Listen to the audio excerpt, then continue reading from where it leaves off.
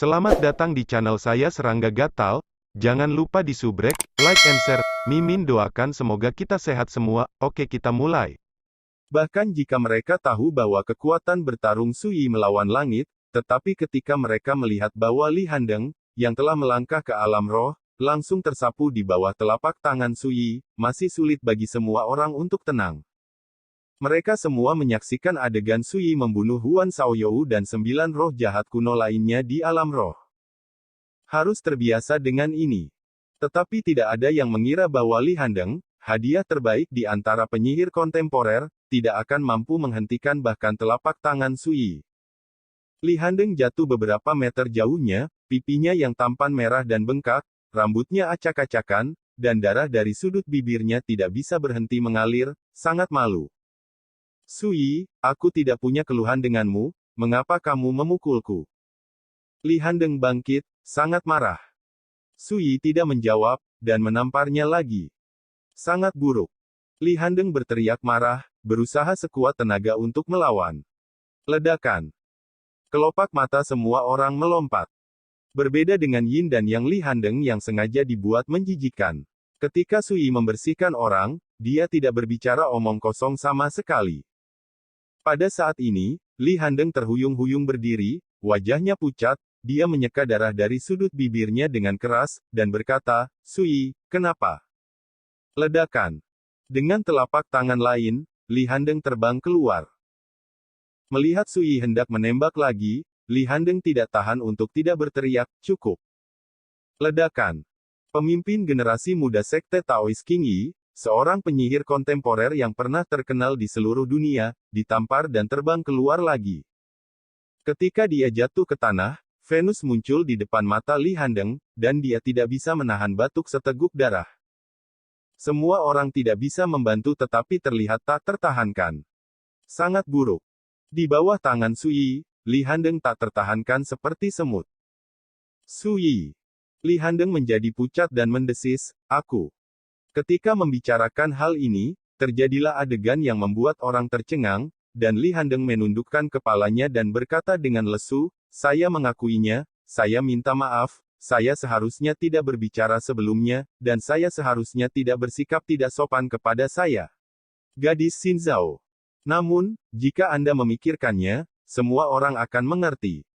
Dalam keadaan seperti ini, bahkan jika Li Handeng bertahan, dia ditakdirkan untuk dilecehkan lebih buruk lagi.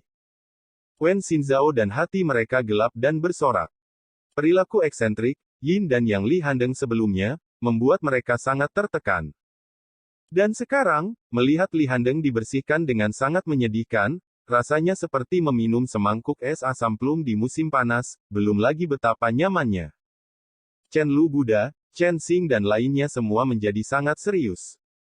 Adegan seperti itu membuat mereka merasakan kekuatan Sui sekali lagi, dan mereka bisa bermain dengan Li Handeng di antara telapak tangan mereka. Bagaimana mungkin mereka tidak terkejut? Kenapa tidak melarikan diri?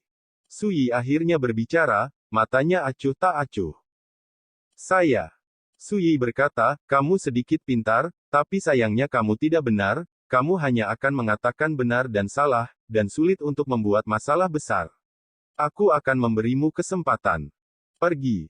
Sebuah gulungan, penuh penghinaan tanpa malu-malu. Tapi Li Handeng berbalik dan pergi, tidak berani tinggal. Saya telah kehilangan muka, apa perbedaan antara tinggal dan berlatih sendiri? Bagi Li Handeng saat ini, tidak diragukan lagi yang paling penting adalah memastikan dia bisa bertahan. Menyaksikan adegan ini, hati semua orang yang hadir bergejolak lagi, meskipun mereka memiliki perasaan sendiri, tetapi ketika mereka melihat Sui, mata mereka berubah lagi. Ini hadiahmu. Pada saat ini, Sui mengeluarkan slip batu giok dan melemparkannya ke Zheng Pu. Saudara Su, kamu tidak akan dihargai tanpa jasa, aku tidak banyak membantumu. Tepat ketika Zheng Pu hendak mengundurkan diri, Sui berkata, Nona Xin Zhao, mereka tidak ada hubungannya, mereka telah membantu saya, terimalah. Zheng Pu tidak lagi menolak dan menerima slip giok. Segera, di bawah tatapan heran semua orang, mereka melihat Zheng Pu menghadap Sui, membungkukkan tangannya memberi hormat, dan berkata, terima kasih, rekan Taois, untuk Dharma. Suara itu penuh dengan kegembiraan. Semua orang tidak bisa membantu tetapi terkejut. Sekarang semua orang tahu bahwa kakek Zheng Pu adalah Kaisar Iblis Suangmu. Kaisar Iblis Tulang yang mendalam dikenal sebagai pembudidaya perbaikan tubuh No. 1 di alam Kaisar sejak lama. Kekuatannya sangat menakutkan, dan dia berada di peringkat 3 teratas dari 9 Kaisar Changqing. Dan Zheng Pu tidak diragukan lagi mewarisi jubah Kaisar Iblis Suangmu, dan latihan yang dia kembangkan pasti bisa disebut yang terbaik di dunia. Tetapi dalam keadaan seperti ini, Zheng Pu sebenarnya berterima kasih kepada Sui atas teknik rahasianya. Bisa dibayangkan bahwa teknik rahasia dalam slip batu giok bukanlah masalah sepele. Sui mengangguk, slip giok itu hanyalah teknik pemurnian tulang yang dibuat oleh Jue Wu Huang, belum lagi yang teratas, tetapi itu adalah transformasi Zheng Pu dan teknik pemurnian tubuh lainnya trik sulap yang diimpikan oleh karakter alam roh. Kemudian, Sui memandang Qi Jiansu. Gadis dengan rambut pendek dan telinga serta alis yang tajam membeku sesaat, lalu mengambil inisiatif untuk bertanya, apakah Anda ada hubungannya dengan sesama Taois Su? Jimat rahasia hancur. Sosok ramping dengan bentuk sederhana dan cekung dan cembung sedikit membeku, dan wajahnya yang cantik sedikit berubah, teman Taois telah melihat kekuatan alami saya. Sui berkata, bakatmu memang sangat langka, dan tidak berlebihan untuk mengatakan bahwa itu langka di dunia, tetapi ini juga berarti bahwa jika kamu tidak dapat menemukan metode kultivasi yang paling cocok untuk dirimu sendiri, itu ditakdirkan untuk menjadi sulit untuk dicapai. Potensi bakat telah sepenuhnya digali. Zi Jiansu lamban di sana, dan hatinya terbalik. Kata-kata Sui membuatnya merasa seolah-olah rahasianya benar-benar ditembus. Maksud teman Su, dengan jimat rahasia ini, aku bisa menemukan warisan yang cocok dengan bakatku sendiri. Sui tersenyum dan berkata, apakah kamu tidak tahu jika kamu mencobanya sendiri? Zi Jiansu menarik napas dalam-dalam dan memberi hormat kepada Sui seperti Zheng Pu sebelumnya, terima kasih, rekan Taois. Orang lain yang hadir melihat adegan ini, dan emosi mereka terguncang lagi. Di kejauhan, Dou Kou mau tidak mau memikirkan slip batu giok yang terkait dengan dao lukisan yang diberikan Sui sebelumnya, dan ekspresinya juga sedang kesurupan. Orang ini terlalu luar biasa, bukan? Sepertinya, kapan saja dapat menghasilkan sesuatu yang tidak dapat ditolak oleh siapapun. Pada saat ini, Sui merasa jauh lebih santai. Zi Jiansu memiliki bakat tulang Mingmai Yin, yang sangat langka, dan merupakan bakat yang paling cocok untuk mewarisi garis keturunan sarkofagus pemetik lampu hantu. Jimat rahasia yang diberikan Sui kepada Qi Jiansu sebelumnya berasal dari tangan lelaki tua buta itu, keturunan dari lampu hantu yang sedang memetik sarkofagus. Dengan jimat rahasia ini, orang tua buta dapat mengambil inisiatif untuk bertemu. Saya percaya bahwa selama orang tua buta itu melihat Qi Jiansu, dia tidak akan melewatkan bibit yang bagus yang dapat mewarisi mantel. Ayo, kita pergi dari sini dulu. Selanjutnya, Sui tidak tinggal lebih lama lagi, tersenyum dan melambai kepada Wen Xinzhao, Yue Xichan, dan Ge Qian, lalu berjalan ke kejauhan. Hari ini tanggal 13 Oktober, dan masih ada setengah bulan lagi sebelum batas waktu 1 bulan. Sui tidak akan meninggalkan Pulau Abadi Sumi sekarang. Dia bermaksud untuk menemukan tempat yang penuh energi spiritual dan mengambil retret yang baik. Rekan Daoisu, bisakah aku ikut denganmu? Dou Kou tidak bisa menahan diri untuk tidak mengejar, gadis yang menawan dan menawan ini memandang Sui dengan harapan. Sesuai keinginan kamu. Sui meletakkan tangannya di punggungnya dan berjalan santai. Melihat sosok mereka menghilang, Sang Buddha, yang tidak pernah berbicara, tiba-tiba menghela nafas pelan dan berkata, zaman telah berubah. Apa maksudmu, saudara? Keraguan debu. Sebelum memasuki Pulau Abadi Sumi, kami dan Sui hampir tidak bisa dianggap sebagai orang yang sama, tetapi di masa depan, kami dan dia ditakdirkan untuk tidak berada di dunia yang sama. Suara ritme debu sedikit kecewa. Dia adalah generasi muda yang paling menonjol dari biara Mahachan dan Buddha yang paling mempesona di dunia. Tetapi dia tahu bahwa mulai sekarang, apalagi dia, seluruh generasi muda di dunia akan kesulitan bersaing dengan Sui. Bahkan jika Sui hanya memiliki basis kultivasi dari alam pengumpulan bintang, kekuatannya telah melampaui generasi muda penyihir kontemporer. Ketika Chen Lu mengucapkan kata-kata ini, semua orang terdiam. Itu adalah penjahat kuno seperti Zheng Pu dan Qi Jiansu, dan mereka harus mengakui bahwa apa yang dikatakan hukum debu adalah benar. Rekan Taoisu memang orang yang tidak masuk akal yang menentang langit. Sampai hari ini, bahkan aku mengaguminya. Chen Xing menghela nafas dengan emosi, dan kemudian dengan ragu berkata, hanya saja. Sepertinya ada terlalu banyak wanita di sekitarnya. Tidak baik berlatih dao dan menuruti nafsu wanita. Chen Xing adalah salah satu ribut paling menyeluruh di biara Mahachan. Di matanya, wanita adalah kerangka merah muda. Mendengar ini, Jiang Li tidak bisa menahan mendengus dingin, biksu, sesama Taoisu kecanduan nafsu wanita, dan Anda juga dapat memiliki kekuatan tempur yang cukup di Stargathering Realm untuk membuat saya menyembah, tetapi Anda tidak menuruti keinginan wanita. Nafsu. Saya tidak melihat seberapa kuat Anda, kualifikasi apa yang Anda miliki untuk mengatakan bahwa Su Daoyou tidak baik untuk terlibat dalam seks wanita. Qi Jiansu, tidak jauh dari sana, memiliki mata yang tajam dan berkata dengan dingin, Beku, apakah Anda berprasangka buruk terhadap kami para wanita? Wajah Chen Xing kaku, kulit kepalanya mati rasa, dan dia menghela nafas dalam-dalam, saya baru saja mengatakan bahwa Sui memanjakan diri dengan wanita itu tidak baik, bukankah seharusnya Anda mengkritik kegenitan Sui, mengapa Anda malah menyalahkan biksu? Saya mengkritik. Benar saja, wanita semua sama, seperti banjir dan binatang buas, mereka tidak bisa diprovokasi sama sekali. Saat senja. Sebuah danau dengan bunga teratai yang bergoyang dan air yang berkilauan. Sui duduk bersila. Aura dari segala arah berkumpul seperti air pasang, dan sosok Sui seperti jurang maut, terus menelan aura di tubuhnya. Dari kejauhan, dia bermandikan energi spiritual yang kaya, halus. Di Yuan Fu di dalam tubuhnya, awan cahaya cian dan bayangan melayang dan membengkak dengan ritme yang indah.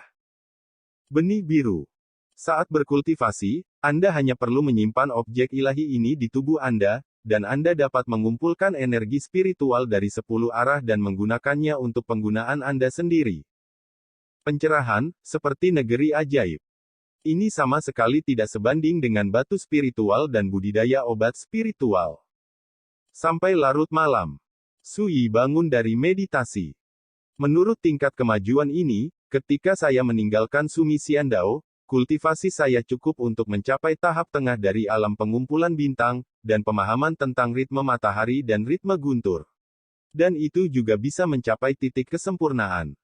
Merasakan perubahan halus dalam kultivasinya sendiri, Sui mau tidak mau menunjukkan sedikit kepuasan.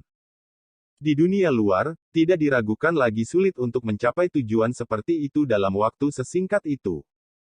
Tetapi di Pulau Abadi Sumi ini, langit dan bumi kaya akan energi spiritual, ditambah dengan bantuan benih hijau, sehingga Sui juga memiliki kemungkinan untuk membuat kemajuan pesat.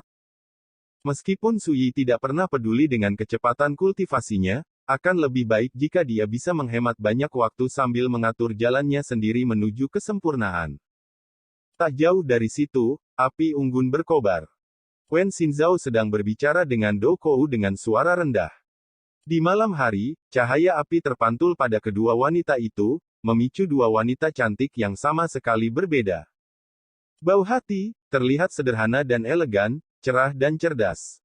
Do Kou menawan dan menawan, kulitnya lebih baik dari salju, dan tubuhnya memancarkan pesona yang luar biasa. Tidak berlebihan untuk menyebutnya kecantikan yang tiada taranya. Adapun Gekian, dia sedang menyempurnakan jimat rahasia untuk pertahanan diri. Ini sejalan dengan temperamennya yang berhati-hati. Selama dia punya waktu, dia akan memikirkan bagaimana mempersenjatai dirinya secara ekstrim. Sui melihat pemandangan ini, tersenyum, dan berbaring malas di kursi rotan. Hanya mereka yang telah mengalami pasang surut dunia yang akan mengerti bahwa rasa terbaik di dunia adalah kebahagiaan murni. Waktu berlalu. 5 hari kemudian, Sui telah sepenuhnya menyempurnakan ritme Dao of Yang dan Dao of Thunder. Pada titik ini, 5 elemen, Yin dan Yang, angin dan guntur, yang dia kuasai, semuanya telah selesai.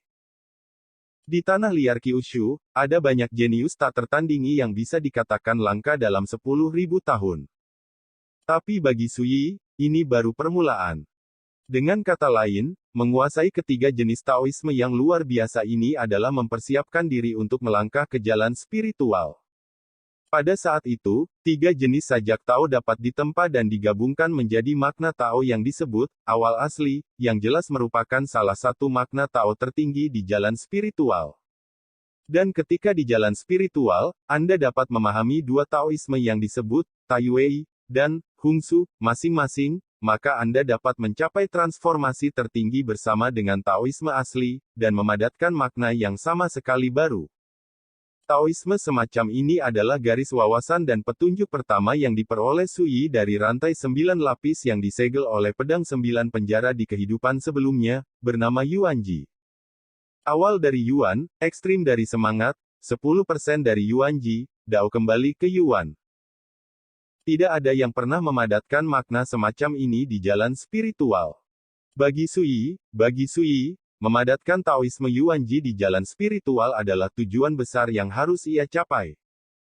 Hanya dengan cara ini, kita dapat jauh melampaui kehidupan sebelumnya di alam yang sama, dan dapatkah kita menciptakan fondasi Taoisme yang tak tertandingi, dan mencari jalan yang lebih tinggi jauh melampaui kehidupan sebelumnya. Beberapa hari lagi berlalu dengan cepat. Su Yixiu menerobos tahap tengah Stargathering Realm. Kultivasi, roh, dan tubuhnya telah mengalami perubahan yang mengguncang bumi. Terutama di Yuanfu dan Tian, jumlah bintang Yuanli yang terkondensasi dalam satu gerakan, 9.900 jalan, sepadat langit berbintang yang luas, tercermin di Yuanfu, itu adalah tontonan. Terobosan ini juga membuat Suyi menyadari satu hal. Mampu mewujudkan dasar Dao besar di alam pengumpulan bintang, yang belum pernah terjadi sebelumnya, harus bergantung pada apakah jumlah bintang kekuatan asal yang dipadatkan dapat mencapai 9.999. 9 adalah angka terbaik. Tanggal 29 Oktober. Saudara Su, besok adalah batas waktu untuk meninggalkan Sumi Xiandao. Pada hari ini, Su Yigang melunakkan pedang Xuanwu lagi, dan Wen Xinzhao datang. Su Yi menjawab dengan linglung, menatap pedang Xuanwu, dengan hati-hati memeriksanya.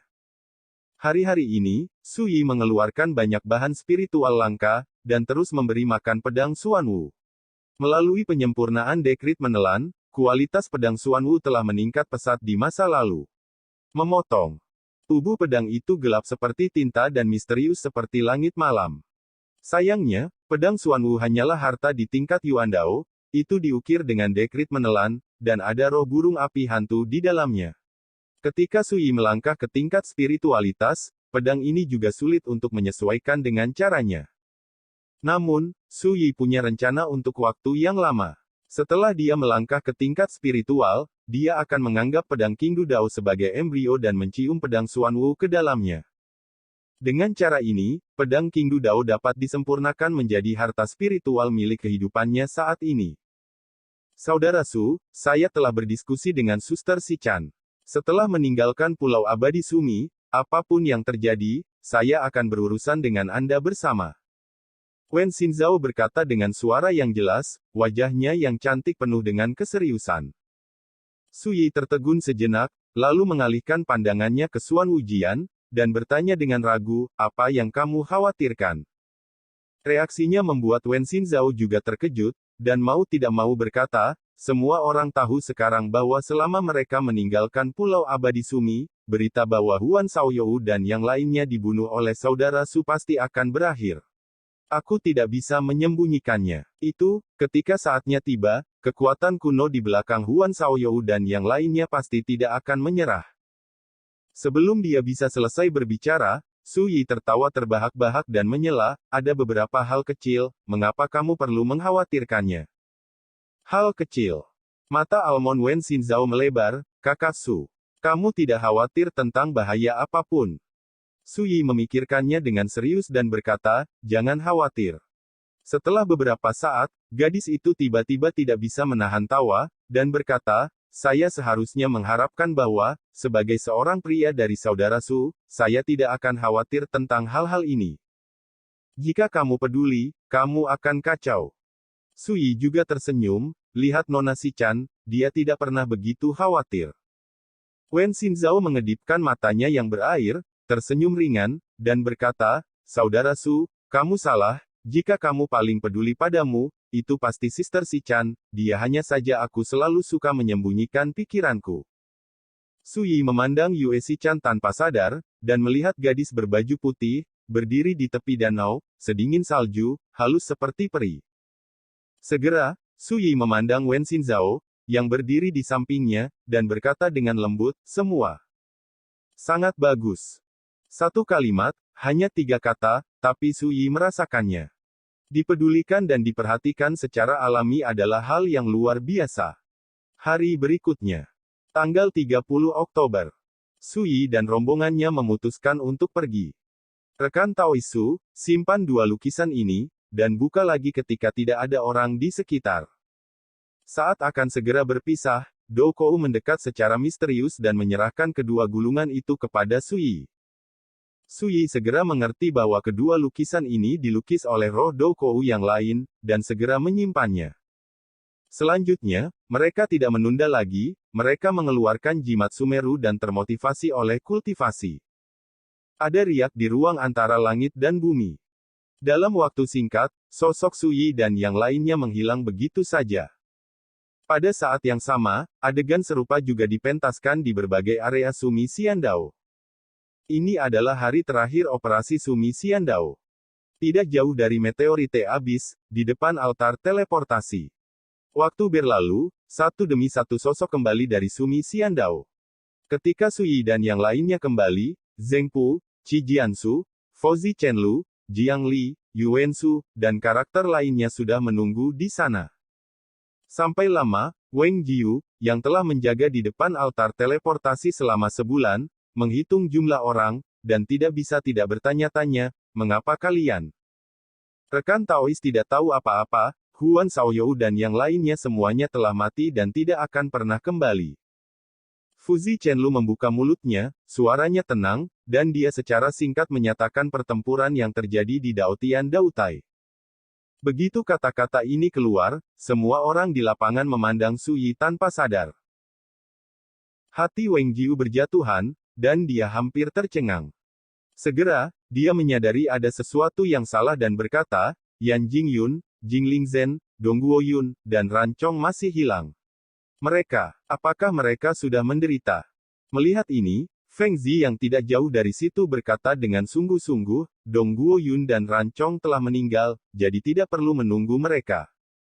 Wang Jiu terkejut lagi. Hanya ada 34 orang kuat yang datang ke Sumi Xiandao kali ini.